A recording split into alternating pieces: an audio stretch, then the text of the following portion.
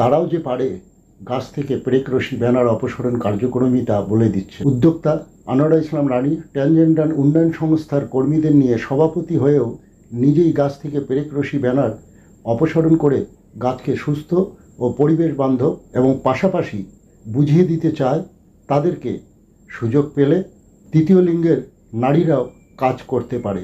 ৩রা June Bangabandhu চত্বর থেকে checkpost মোড় অভিমুখে কার্যক্রম চলমান থাকবে। ধন্যবাদ।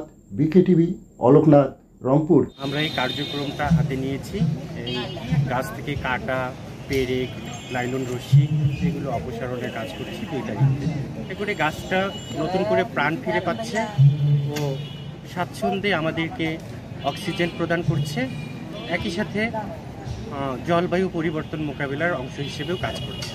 সমাজের এক শ্রেণীর মানুষ মনে করে আমরা হয়তো কাজ করতে পারি না, সুযোগ থাকলেও আমরা কাজ করতে জানি না, আমরা কাজ করি না।